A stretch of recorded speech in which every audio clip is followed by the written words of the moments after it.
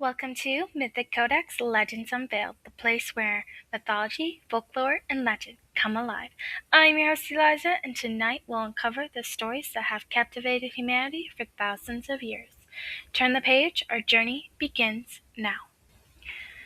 Tonight we are traveling deep into cold and shadowy forest of Scandinavia, where old stories were passed down through generations. Stories of spirits that wandered the darkness. Stories of things that were never meant to be found.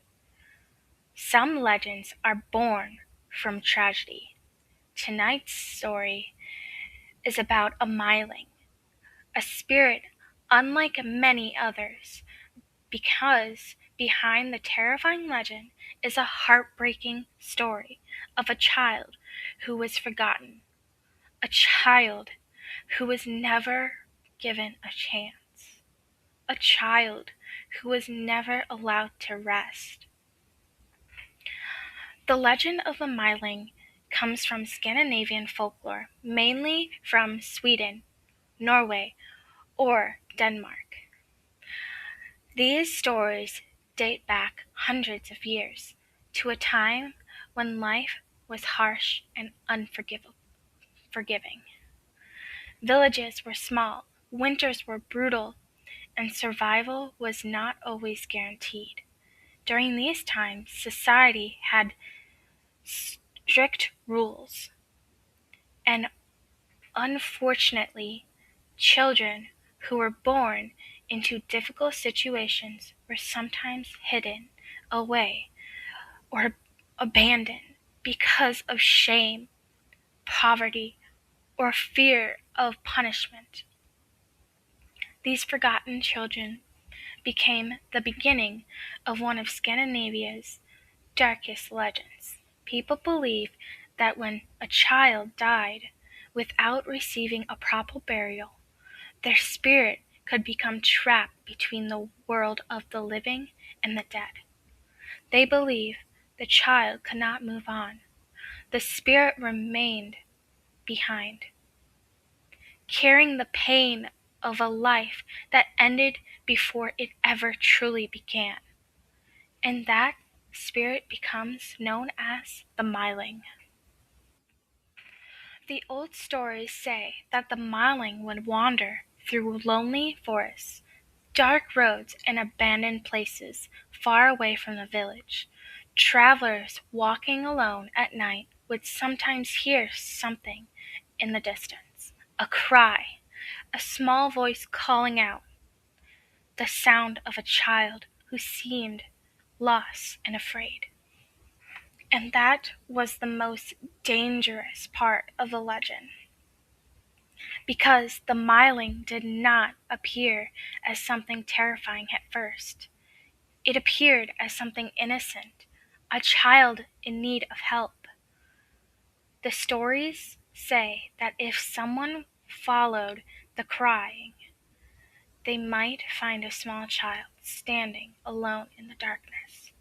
A child would ask to be carried. They would ask the traveler to take them somewhere safe. A feeling of sympathy. The person would pick them up and begin walking. But as they continued down the path, something would start to change. The child would become heavier. At first, it would feel like carrying a normal child, but with every step, the weight would increase.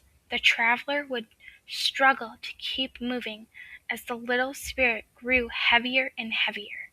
The Myling was not just asking for help. It was searching for a place to finally rest. The most terrifying part of the Myling story is what happened when it was unable to find peace. Some versions of the legend say the spirit's sadness would turn into anger. The innocent child became something twisted by years of pain and loneliness. Some stories tell of the Myling attacking the person carrying it, scratching and clawing as it grew, as its grief turned into rage.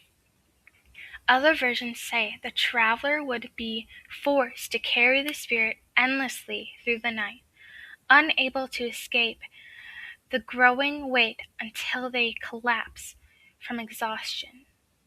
The thought behind these stories was terrifying. The Myling was not a monster that was created from evil. It was created from suffering. It was a spirit that carried the pain of being unwanted, abandoned, and forgotten. The reason the Myling legend survived for so many years is because it was more than just a ghost story. It was a warning, a reminder that every life matters, a reminder that that things people tried to hide away and forget could still live behind consequences. The Myling represents the voices of those who had been ignored, the children who never had a chance to tell their stories, and the sadness left behind when compassion was lost. So, what would you do if you're walking alone at night in the forest and you hear curdling screaming and crying of a child? Would you follow it, or would you keep going? See, if I didn't know this legend, I would probably follow the cries. Because that's absolutely horrifying, knowing that a child would be left abandoned and alone. But if I did know this legend, I would hesitate a little bit to walk away. But I would probably walk away. Even though it's still sad.